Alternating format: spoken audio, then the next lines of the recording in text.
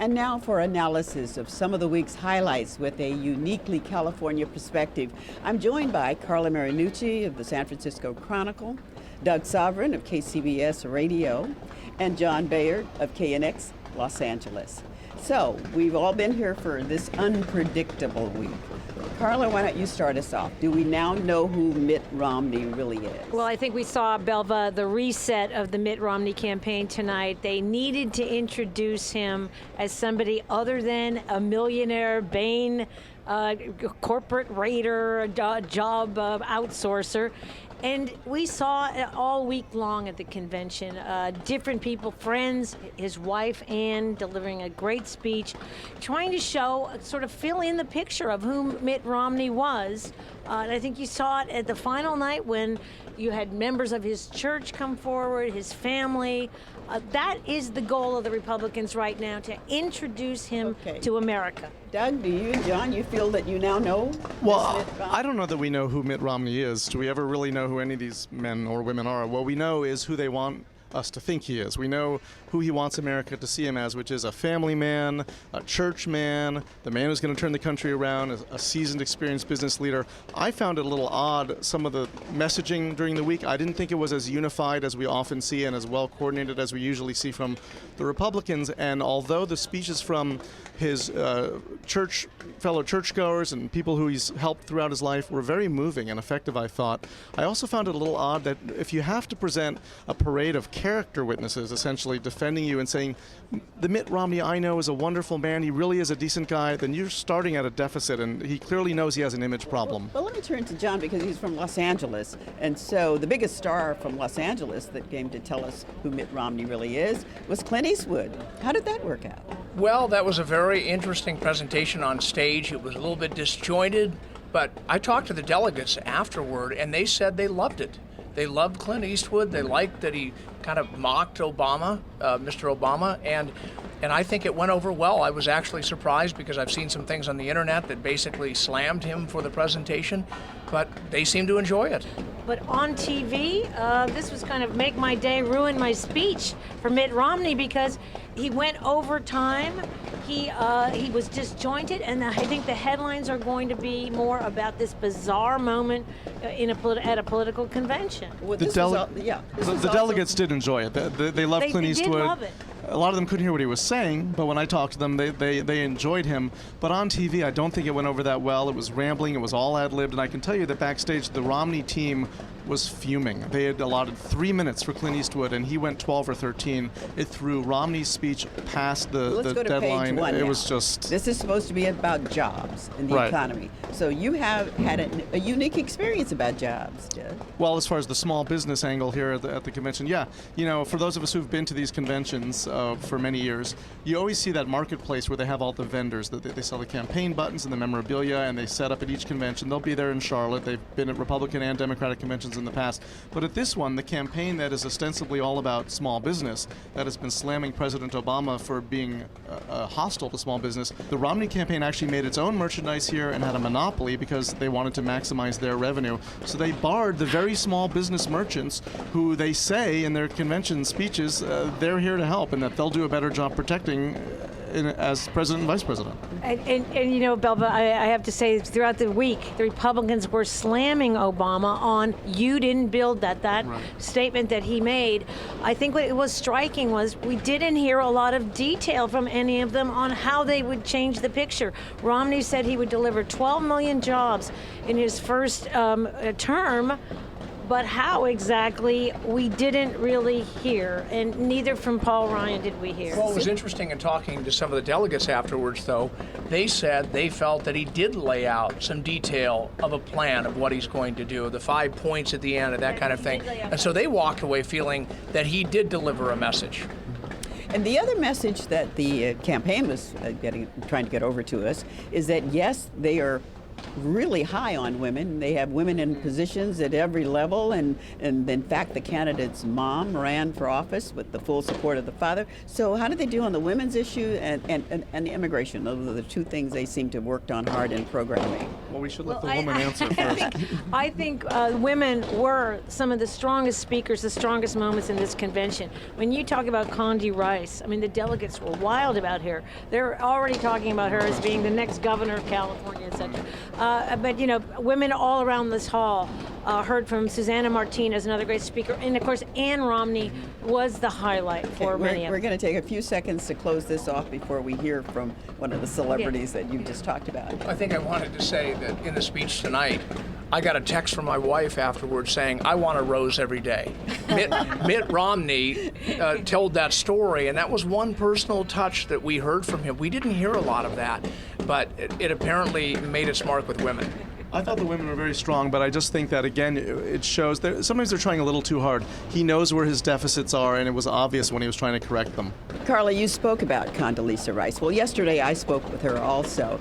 Condoleezza Rice, a Californian and former Secretary of State under George W. Bush, her passionate speech was one of the highlights here. And on a personal note, a little girl grows up in Jim Crow Birmingham, the segregated city of the South where her parents can't take her to a movie theater or to a restaurant. But they have her absolutely convinced that even if she can't have a hamburger at the Woolworth's lunch counter, she could be President of the United States if she wanted to be, and she becomes the Secretary of State.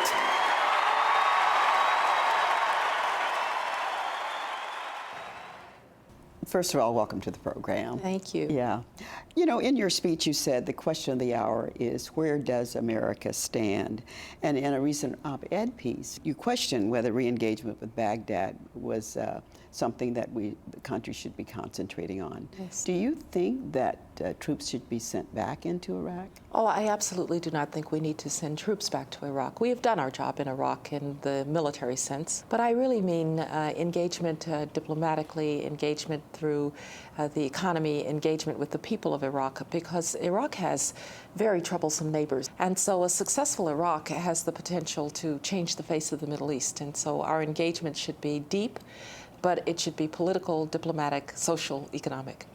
How do you think the rise of China will or does have an effect on the economic health, say, of California? Well, certainly the rise of China as an economic power is one of the major stories of the late 20th and early 21st century. I was in China in 1988 in Beijing, and the streets of Beijing were a competition between a few horse carts, a few automobiles, and a lot of bicycles. That's not the China of today. It's been an economic miracle. But China, it can be an economic miracle that is good for the international economy. We should be able to have the Chinese have freer trade so that we can get our exports into China. We need robust Chinese economic growth to help fuel the international economy. But we also need China to play by the rules, and that's the hard part. But a free and fair relationship with China certainly benefits the American economy. China's moving vigorously across the world, yes. signing agreements with nations in Africa Yes. and South America. What do you make of all of that? Well, the Chinese are doing really what we should be doing, which is that they are pressing very hard to find free trading partners across the world. That's how you build the environment for your own exports and stimulating your own economy. So we need a much more robust trade agenda. Rather than criticizing the Chinese for taking advantages of the possibilities of free trade. The question of immigration is a high one throughout this, and has been throughout this whole election season. You didn't receive an awful lot of applause when you made your comment about a humane immigration policy. What do you advocate, and do you think that the party is in line with your thoughts? Well, we really do have to have comprehensive immigration reform. And we have to have it for three great important reasons. Number one, we do need to secure our borders. And that is something that I think everybody agrees on. Secondly, we all know that this is an economic benefit. Immigration brings people who need to make $5, not 50 cents, and agriculture is dependent on those people. We also know that at the so-called high-end, in places like Silicon Valley, across the Bay in Berkeley, we know that people are coming here as engineers and scientists, and they're helping to fuel that knowledge-based revolution that indeed California is leading. And so we need the economic benefits of immigration, but more than anything, we are a nation of immigrants. And after the election, I hope that as a country, the President and the Congress together will undertake immigration reform, because it's something that we have to do at the federal level. The states really can't have their own immigration policies. You were quite emotional when you spoke about education. You said that the failure of educating minority and poor students from K to 12 was threatening the very fabric of our society, and you called it a civil rights issue. Absolutely, it is a civil rights issue, because you cannot take advantage of the benefits of being American, whether you came here from another place or were born here, if you do not have a quality education. And I think it's especially a civil rights issue for the poorest kids who are trapped in the worst schools. The truth is, people opt out of bad schools if they have the means. They send their kids to private schools, or maybe they go to a district where the schools are good. And the people who are trapped there are the poorest. That is the height of inequality. We're at a time now in a season, particularly in the state here, Florida, and other key swing states where voting rights are being challenged. What's your feeling? What's your reaction? Well, I understand that people want to make sure that there's no voter fraud. I understand that. I also understand the argument that there ought to be some way of proving that you are a voter and that you, through an ID of some kind. Let's give people time to do that. Let's make it easy to get identification. I don't like very much the argument that somehow minorities can't get an ID. That seems to infantilize, to me, frankly, minorities. We can do this. But people have to be given time. We have to find a way to make it easy. The states are reacting because the federal government has not. And we do need to solve this problem, but let's give people time, and let's do it in a way that doesn't make it difficult for people to exercise their franchise. Finally, the question of women in the party. Yes. And their role in the party, yes, and the reputation the party has built over some remarks made here and there that there's a war against women going on. Yes, there's no war against women. This is hyperbole of the worst sort. We shouldn't caricature each other in this way. There are people who have strong beliefs about issues of abortion, about life, about choice, strong issues. Let's respect each other. This is a party that has a lot of powerful and strong women within it, and many of them who have views that may be different than my own. But we respect each other. I feel welcome in this party, and I think it's time to stop this caricature and hyperbole. Well, I think I'd be punished if I didn't ask you about Augusta, the National Golf Club, that you broke another barrier. Had you applied? Did they come after you, or what happened? No, it was really quite a surprise, kind of out of the blue. Augusta's a private club, and so they have their own processes. But I was honored to be asked to join Augusta. As I said some time ago, it's a private club, but we all know that the face of America, the face of everything is changing, and so it was obvious that the face of golf was going to change too. I am honored to be there. Augusta does a lot of good work with growing the game among youth. That's something that I would like to see, because I'd like to see a broadening of the base of people who play golf in terms of color and gender. But mostly I'm really looking forward to trying to improve my short game so that I can play Augusta well. Dr. Rice, thank you so much. Thank you so much. It's a pleasure to be with you. Well, in that conversation, we touched on some hot issues, the position of the Republican Party and women on voter suppression. She seemed to be supportive of most of these policies, and I was a little bit I think surprised. Connie Rice really resonates with these delegates here and with Republicans across the country. But I mean, talking to the California delegates, as I mentioned, they're already talking about perhaps her running for office. What we saw here from her this week was just a strong a communicator, somebody who was up there again without a teleprompter, just knew how to get the Republican and Mitt Romney message across. She gave a very strong speech. She is a rock star of this party. They love her. But, you know, she's a party woman. She has always been a staunch defender of those she's worked with. I'm not surprised that she is let's not talk bothered about another rock star. by those policies. The Florida native who came on very Marco strong. Rubio. Yes, Marco Rubio. You know, he's poised, he's crisp, he's confident. He was one of the stars of this week, there's no question. We saw a lot of the bench of the Republican Party, the next wave.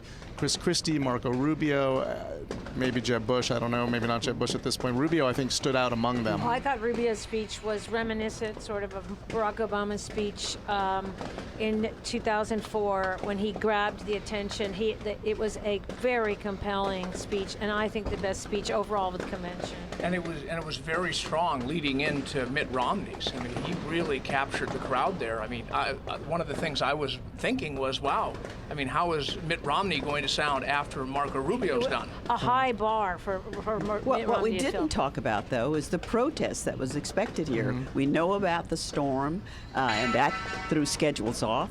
But are you surprised that there wasn't more people on the streets? I've got to ask, whatever happened to Occupy? I mean, we thought, this will be the first convention with Occupy Wall Street. I mean, I was prepared for big protests here. I've never covered a convention where I didn't have to run out of the hall at some point because something crazy was happening on the street. It didn't happen here. I mean, there were a few hundred people. There were the only code pinks a handful inside. of arrests. Nothing and major. I think the most interesting thing was we saw every night code pink activists inside the convention hall and only feet From the away. Bay Area.